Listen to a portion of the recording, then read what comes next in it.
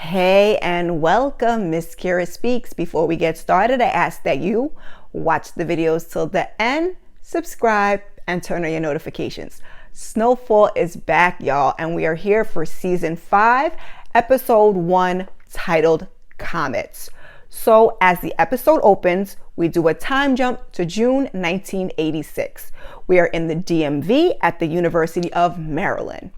We get a quick introduction to Len Bias, who is set for the NBA, and a few of his friends. They're partying and they're talking about Len's future, and Len is doing line after line after line. And your girl, she's no drug aficionado, but I'm like, is he supposed to be doing that many lines? And his friends said the same thing. So he gets up for some reason to leave the room. We don't know why, only to walk back in, and then he kind of collapses in the chair. He holds his chest and he starts having convulsions. Len Bias, who was only 22, and his death will later make the news. Franklin has learned how to fly, y'all. As he lands, we quickly learn that he is still deep into real estate. We meet Veronique, who tells him about a second development opportunity opening downtown. We later find out that Miss V is also Franklin's lady. So Franklin and 2 new people from his crew, they head on over to meet with Grady. Grady is the new Teddy, and he lives in a place that kind of reminds me of Avi's old place. Franklin tells him he wants to increase the buy 300 keys per week. Don't get too happy just yet, he tells him. Southern border's wide open, so the price of coke is going down, and he needs to stay competitive. 1,000 per key. So these two, they're crunching numbers, and they come to 15.5 million, which is what I'm guessing, what's the man's name already? Grady would stand to lose. And Grady isn't excited about it, but Franklin tells him, these are the breaks. So Grady tells him he'll see what he can do. And he just wants to party, but Franklin and Gustavo, they're all business. So Aunt Louie and Unc are living their best lives. They're riding horses, and Uncle Jerome, he's really just trying to make her happy. And he reveals that he has just purchased both of the horses they're riding. This is a far cry from the Jerome we left with last season. So Leon, he is still the king of the projects. He's got some fresh cornrows, and he's listening to the news where they're discussing Len Bias's death. His boys come in and get him because he's got some business to attend to. One of his guys got caught stealing and bought himself some J's. So as a lesson, Leon takes his shoes off and breaks his feet. Never bite the hand that feeds you. So Franklin's boy Rob is having a party, and he's talking about a new Alien movie when some guy named Josh comes over and he helps himself to a line. He starts talking to the ladies like it's nothing when Rob's friend, Thad, he calls him out. Josh is like, listen, this is my buddy's party. So he's blowing Thad off, and he starts calling him an asshole to the ladies. That he ain't trying to hear none of that. He pulls out the strap like, dude got him messed up. So Josh, he apologizes, and a high Rob tells him, let it go. He gives him a hug, and they think Ish is sweet. But no, as Thad goes to walk away, he turns around and he fires on Josh. Folks get to scurrying, and Rob throws him out. So Franklin, he's at home, I believe, and he reads in the paper about Len's death, and then he hears on the news about the house party where 19-year-old Josh Hendricks was shot and killed after a cocaine dispute. Police are looking for Thad Brennan. I forgot to write his name down. This grabs Franklin's attention. So he later meets with V, who's talking business, and she's like, the less loans for the new deal, the better. Franklin wants to bring it to Jerome and Louie and Leon. If you want to go fast, you go alone. If you want to go far, you go together. It's an old African proverb, and Franklin wants to know, what if he wants to go fast and far? Then you go with me, V says. And I don't know how I feel about Mrs. Veronique quite yet. She's something about her. We'll see. So Franklin says, it's everything he promised her. And she says it's also everything she worked for. Franklin's like, can I just get a yes and a little bit of a pat on the back? And she says, he has come through, and a man worth his word is a man worth me. So Grady, he's hanging out by the pool, and he's got his robe on and his underwear when some guy comes to check the power and the water. And he questions, why are you working on a Sunday? But he says, he's playing catch up, and Grady, before he leaves, he catches the guy's name and badge number. Now, us Snowfall fans know that this was Teddy in disguise. So Peaches, he's still around, and I don't know why, but Peaches has always given me pause, y'all. He has. A man named Peaches is just don't sit right with your girl. So he and Franklin go pay Rob a visit. Franklin wants to know where punk ass Thad is, and Rob says he didn't want to know in case the cops came looking for him. So he is high, and Franklin tells him, I think it's time that your friends went home.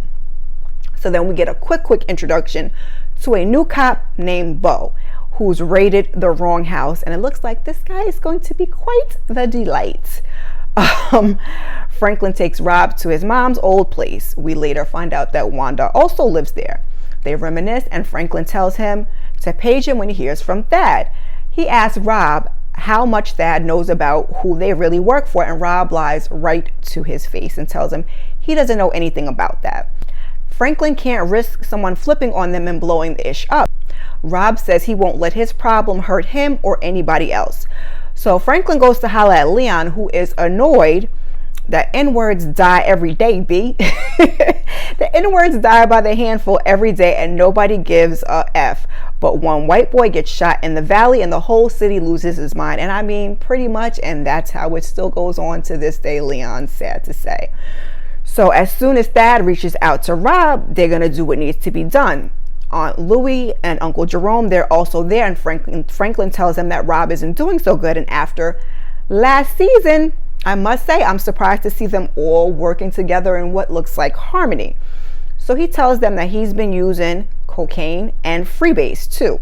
Louie isn't happy, and Unc's like, we can't have smokers with their names in their mouth. And Franklin's like, he understands.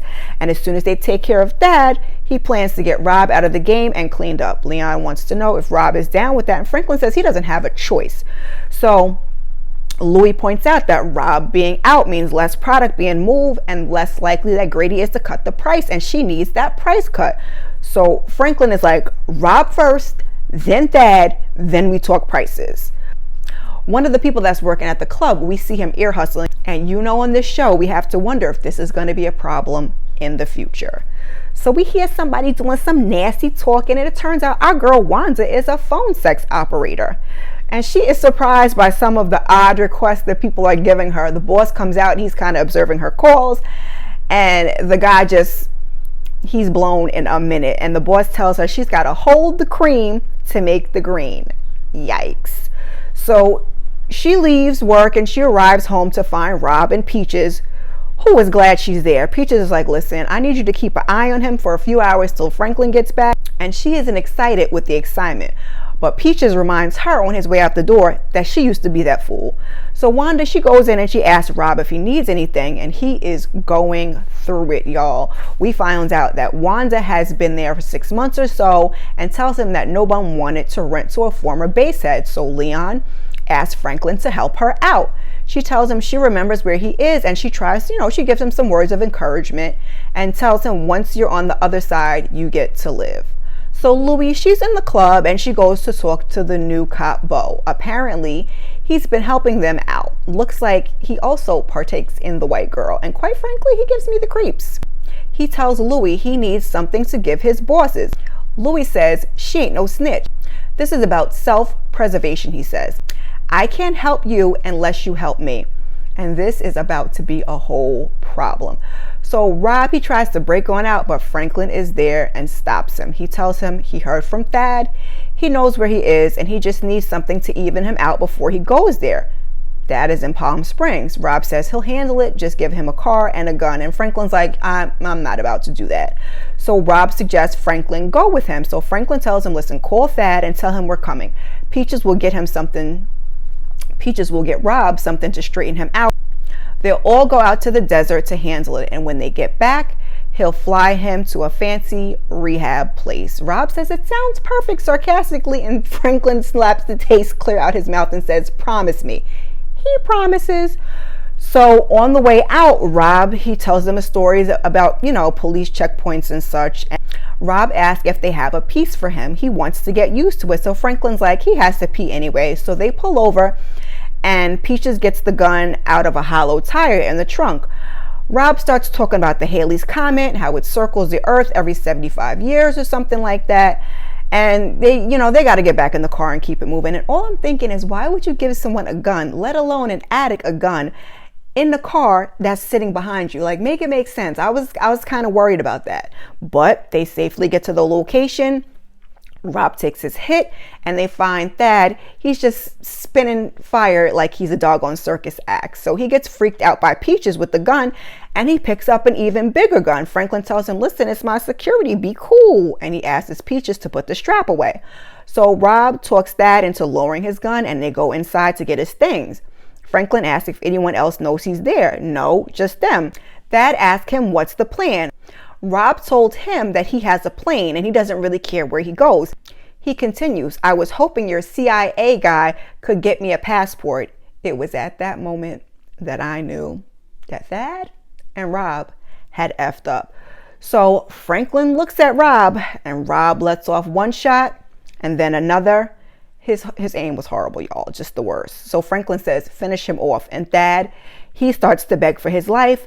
And Rob tries to pass the buck, and Franklin just gives him the death stare like, you better do that. So Rob, he gets closer and he pulls the trigger. We see them a little bit later and they're going to bury Thad. Franklin tells Rob he did good, and Rob says, one last night, gotta make it count. He lights the pipe and takes a hit. So the next morning, V finds Franklin in the bed. It's almost 11 and she wants to know what's up. So he tells her a friend from high school got into a little trouble and needed his help. And I mean, I guess that's kind of true, but not really. It's all good, he says. And he tells her that he knows that she didn't bust her ass through law school to be a housewife, but some things will change. Everything will change if we have this baby, she says. And I was like, oh, wow. And I mean, I guess we did get that gem in the trailer. But as we've seen in this lifestyle, it's not ideal for a child. So he says he's aware and he tells her she can still have the life that she wants. She says she believes him, but also lets him know she will not accept a life that does not support this child in every way. He says the other life is ending soon. 90% of how he spends his time is being in real estate with her. Grady's on their side in a legit business with them, so he won't want anything to happen to them. Until then, you can't control it, she says, and neither can she. So she says she's made her peace with it. Swear to me until the day comes that you can walk away, you will do everything you have to make sure our baby, this family, is safe and protected. So we go back to the night before, and Rob is looking for that comet as he helps Peaches dig that grave. So Franklin says, I think I read it's supposed to be in the southern sky. He points, and when Rob turns to look, Franklin walks up and puts a bullet in his head. Caught Peaches totally off guard.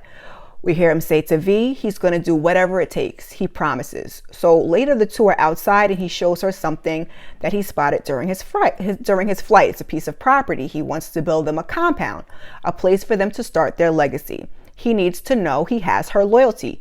She shakes her head and says, of course. He says people he's loved told him they'd have his back in the past and stabs him in it. All those people today are gone. I mean, that doesn't give me a warm and fuzzy feeling, Franklin, but I mean, if she's all right with you talking to her like that. She says, what you had predates me. What you need from me now, that is yours. And that is where we end. I didn't plan to make this nearly as long. I was going to do a recap that turned into a review. But anywho, what are your thoughts on the first episode of the season? Please put them down in the comments.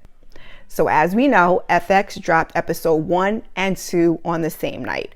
I did get to watch both, and I hope to get my episode 2 review up this weekend. I hope you'll come back and join me because Franklin's world is going to be changed. If you've made it this far, drop a snowflake emoji down in the comments for the return of Snowfall. While you're here, please check out some of my other content. Thank you. And before you go, like, subscribe, and share. I appreciate you. Peace.